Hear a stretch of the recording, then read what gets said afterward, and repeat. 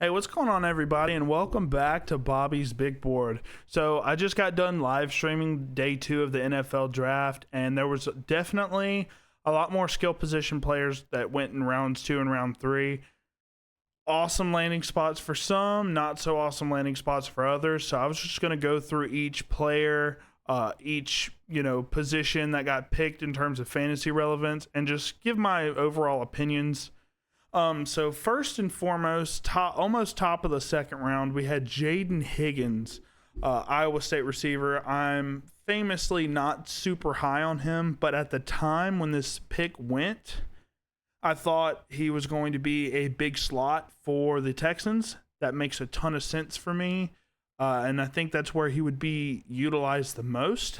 But they make a pick literally in the next round that makes me hate this landing spot, for at least Higgins anyways. So overall, knowing what I know right now, this is not a good landing spot for Higgins at all, and I'm not taking him until the third probably in my rookie drafts, but I would be shocked if he is there by the 205. Next pick, one of my favorite second round picks, we've got Quinshon Judkins out of Ohio State going early second round to the Browns. They have nobody in that backfield. They have Jerome Ford and Pierre Strong, I believe. He's going to be the bell cow. He's basically replacing Nick Chubb in that offense. And I think they're kind of similar styles of runners. And I think Judkins can be just as successful as Nick Chubb as long as he's able to stay healthy. Love this landing spot for him. He's probably a mid-first round pick for me, the 106-ish probably. So love that for him. Next up, a guy that is my running back 2. Judkins is my running back 6, by the way. Travion Henderson's my running back 2. Love this landing spot. I didn't want him to be a bell cow back for a team like the Browns or somewhere like that. This is an ideal landing spot for Travion because he's getting all the high value touches and not the short yardage work, and he'll probably be their pass catching guy as well. I would be shocked if somebody doesn't take him before the 105. And if you're anywhere past the 105 and he's there, you absolutely have to take him. He's probably in my rookie rankings post-draft. He's probably going to be my running back 2, only behind Genty. Next up, one of the more confusing picks of the second round for me, it was Luther Burden. Not because Luther Burden's a bad player. He's definitely talented. He might be the second or third most talented receiver in this entire draft class for me. Best yak guy by far. It's just this receiving room is so crowded between Cole Kmet, Colston Loveland, Rome Odunze, DJ Moore, and now you bring in Luther Burden. Wow. I mean, I think he plays the slot, I guess. You move Rome Odunze to the X and DJ Moore out to the Z. This kind of kills Cole Kmet's stock for me in Dynasty, in all honesty. But Luther Burden, if anybody knows how to use him correctly, it's Ben Johnson. But overall, I don't know what his production is going to look like until DJ Moore moves on from the Bears. But I don't think this is an immediate upside production player, but I still think he's worth a late first in my opinion, the 108 on probably. Next up, kind of a shocker to some people, but he's been rising up draft boards considerably the past couple days now. It's Tyler Shuck, the 7-year collegiate veteran out of Louisville. The back-to-back season-ending injuries for him kind of kills the vibe for me. He's 25 as well. I think he's got a little bit of Alex Smith to his game. Not a lot of upside in my opinion. He's a big, strong-armed quarterback, I guess, but doesn't really make any bad decisions either. So he's a relatively safe pick, but I don't know. I wasn't in love with this pick. He's probably a mid to late second for me, but people will probably pick him higher than that. I would avoid him, in my opinion. Next up, my least favorite pick of the entire draft thus far, it's Mason Taylor.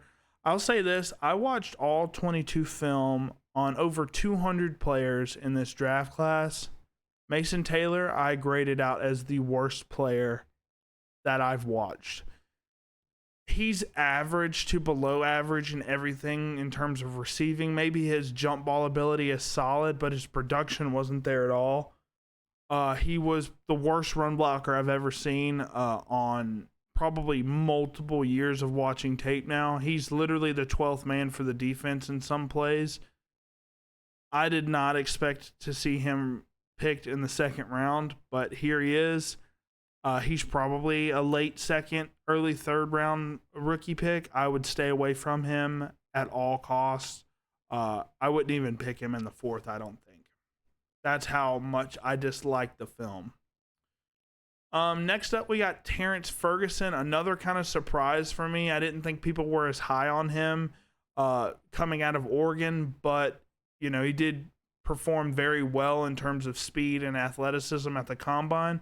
So that's why he falls to the Rams here. I think he's probably the tight end one there. He might compete with Tyler Higbee early on, but I think he ends up overtaking the role. So I think he should be a late second, early third round rookie pick probably, depending on how much you like the Rams outlook, right? But he's got some upside in terms of athletic ability. I think he's a big guy as well, but just kind of lacked some of the lateral agility that I'd like to see and overall route running ability. It just didn't really wow me. So this one didn't make a lot of sense for me. They do have a need at tight end, but I think a guy like Harold Fannin Jr. or something would have made more sense here, but that's fine. Next up, another confusing tight end. There was basically a confusing run of tight ends, 3 back-to-back-to-back picks that I really wasn't in love with in terms of tight ends. Elijah Arroyo, he was my tight end 11, so next to last. Mason Taylor was my tight end 12. Out of Miami, he's been banged up a lot. A lot of his production was on big, basically wide open trick plays basically to him. He's got Noah Fant there to compete with him. People were comping him to Noah Fant. I don't know. I don't like this pick very much, but he's probably going to be a mid to late second, maybe early third, somewhere in there in your rookie drafts. I would probably stay away from all 3 of these guys unless you had a huge need at tight end. I just think there's better value later on, which we'll get to those guys in a moment. Up next, Trey Harris. I think more of a better NFL real life pick than an actual fantasy pick for Trey Harris, just because they've got 2 running backs now that they can pound the rock with, and they're not really afraid of durability concerns, and they can run the play action and throw dump offs to Ladd McConkey now. I don't think they throw the ball as much. I think the reason they threw the ball as much as they did last year is because their whole backfield was hurt, basically. Trey Harris will probably play the X there. It's a fit for the Chargers. It's a position that they actually needed. Johnson was just not working out for them. He had some big-time games in terms of touchdowns in the last game of the season. He kind of went off, but definitely was not sold, especially with some of the drop issues that he had. But Trey Harris, surefire hands, some of the best hands in the draft for me. But he's going to be a very frustrating asset for you. I think he's going to be a 3 to 4 catch guy game for like 80, 90 yards and a touchdown on some weeks, and then 12 yards another week. Could put up a lot of goose eggs. Think like Christian Watson, but with less explosiveness, but also little to no injuries as well. I think Trey Harris is probably worth a late second, but he probably goes earlier than that in your rookie drafts. So look for that. One of my favorite second round picks, a guy that I'm very high on, Jack Bech. He was my wide receiver 7, just due to the draft capital, really. But he gets second round draft capital here to a place where he has little to no target competition outside of Jacoby Myers and Brock Bowers. I love this pick. I think he's going to have very solid production year 1, and overall big, very much a gamer in terms of physicality, high effort player with great releases, great route running. I love this pick for the Raiders. I would probably take Besh at the end of the first round to early second round. That's how much I love this guy. If he's there by the 205, I would be smashing him on my team. RJ Harvey's up next. He could be my favorite to third favorite pick. Definitely was in my sleepers video. He was currently in that, when that sleepers video was released, he was like a 4th or a 5th round pick. So basically day 3, he gets second round draft capital here to a team that was a running back needy team. Now they have the running back tandem of Estime and RJ Harvey. RJ Harvey is a great elusive back, kind of reminds me of Shady McCoy, has some of the same upside that Shady McCoy has. And if Sean Payton can get him rolling, he can be an explosive back at the next level. I would probably take him early to mid-second, in my opinion. But he has for sure the upside to be like the RB3 in this class if he actually hits. That's it for the second round, so I'm going to move to this third round real quick. Obviously, we're in the third round now, and you haven't seen a certain person's name called. Shedeur Sanders. I'll give you a spoiler alert. He doesn't get picked in the third either. He's going to be a day 3 pick, you guys. That is absolutely insane. I'm not super high on him. I said in my quarterback rankings video, he was only my 5th overall quarterback because he was projected to be a first round pick. Since he's falling out of that, my post-draft rankings, he's going to be probably close to last just because he's a very low ceiling quarterback with, a high floor in terms of his touch, anticipation throws, and overall accuracy. But now with the team investment and some of the attitude issues that teams have been talking about, I'm very much off on him as of right now.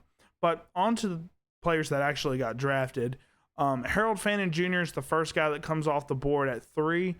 I kind of see a little bit of David Njoku in him. I also see a lot of Evan Ingram in him as well. Obviously, Njoku's a lot bigger, but Harold Fannin Jr. goes to the Browns here. I love this landing spot because Njoku cannot stay healthy to save his life. And, you get the Browns another dynamic weapon in this offense. Harold Fannin Jr. is my tight end 2 overall this year. And, man, if he gets some targets in this Browns offense, he can be an absolute weapon in fantasy. I would probably take him mid-second round, and if you're in the late second and he's there and you have a need at tight end, I would absolutely go grab him. So, up next, we have one of my other sleepers that gets picked day 2. So I'm 2 for 2 on my sleepers, guys. Kyle Williams out of Washington State.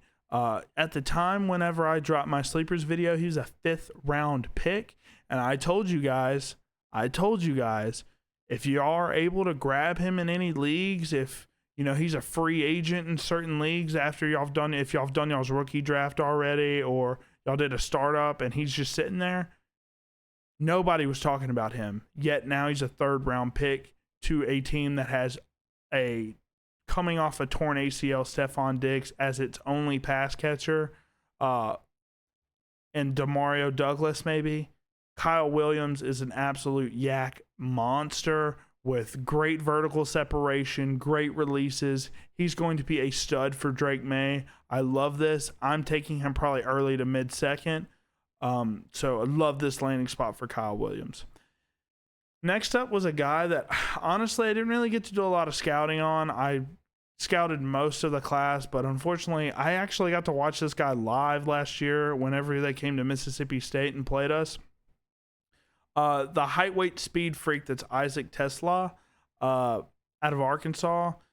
This is kind of interesting because Jameson Williams has been rumored to be traded away. This could be the Jameson Williams replacement. He's a big, fast guy, just like Jameson Williams is. So I could see him possibly taking over that role. I did watch some of the film. He's kind of a raw type of player to me. So it was probably a reach for me, in my opinion. I thought there was a lot better players in terms of upside and talent that you could have picked here. But the Lions love to pick their high upside wide receivers. So he's probably going to be a late second, early third guy, but I probably am staying away from him in all honesty. Up next, a guy that almost made my sleepers video. It was Pat Bryant out of Illinois. He goes third round to the Broncos. Probably replaces Devon Vele in that offense. Even though I like Devon Vele, big time jump ball receiver with great yak ability as well. He's pretty much good at everything. His burst off the line's not great, but his build up speed is absolutely phenomenal. Ran really well.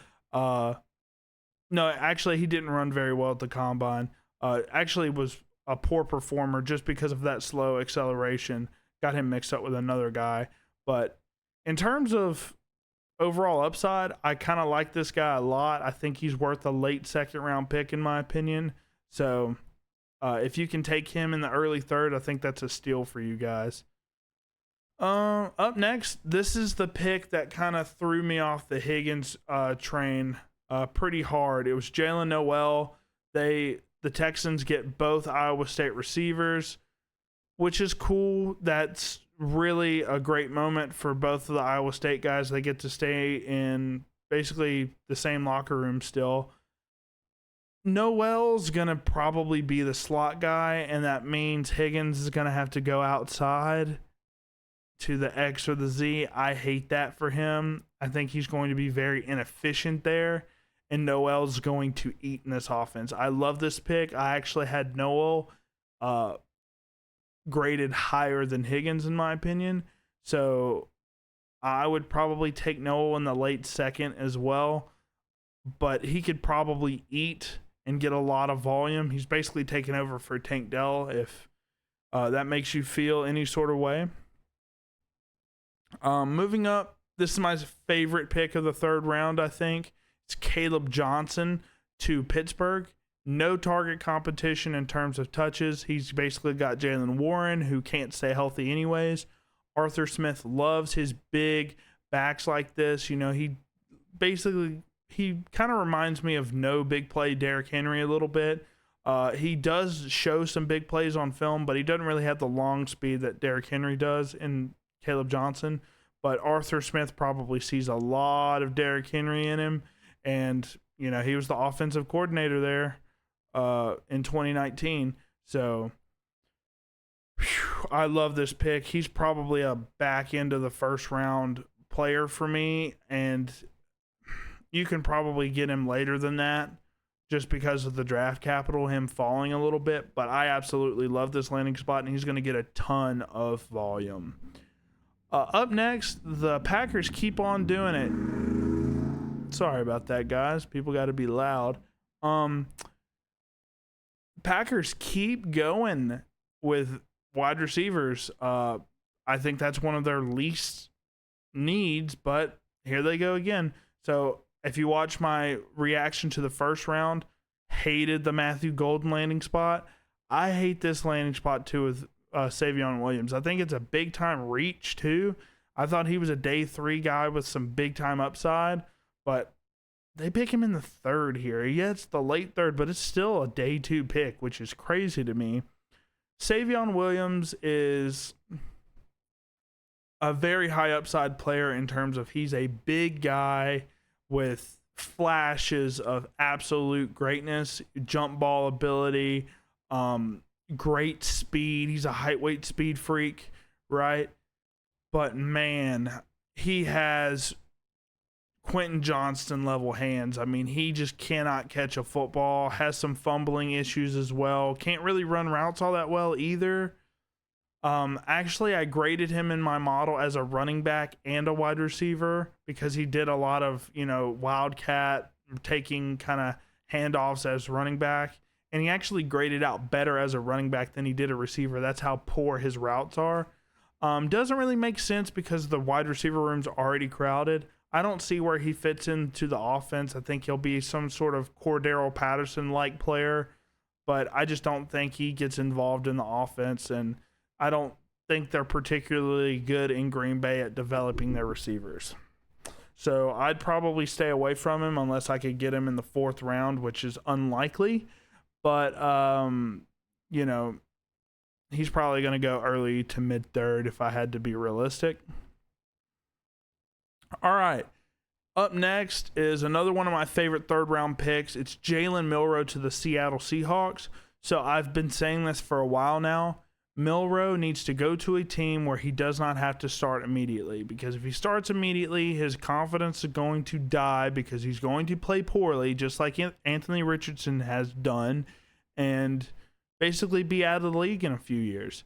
With Milroe, he gets to sit behind not only Sam Darnold, who can teach him some of the ways, and if Darnold's not really into teaching people, there's some, starting quarterbacks that aren't really into teaching people. You got Drew Lock and Sam Howell in that locker room, both guys that have been around, have made multiple starts. Sam Howell's had a full season of starting. Drew Lock's had about a season and a half to 2 seasons worth of starting. So they can show Milroe the ropes and kind of develop him as a passer a little bit, because we all know he has the rushing upside, right? He's a very talented rusher of the football. So this is the perfect landing spot for him. I'd probably take him early to mid-2nd round just because the upside's that crazy. And if he starts getting his passing down, he could easily be the QB1 of this class. All right, up next, another pick that I'm kind of happy with is Dillon Gabriel to the Browns in the late 3rd round. So with me, Dillon Gabriel, I thought the height was a big-time issue, and I thought teams were going to let that hurt his draft stock a lot more. I thought he was probably going to be a day 3 guy, but ends up being a late 3rd round guy.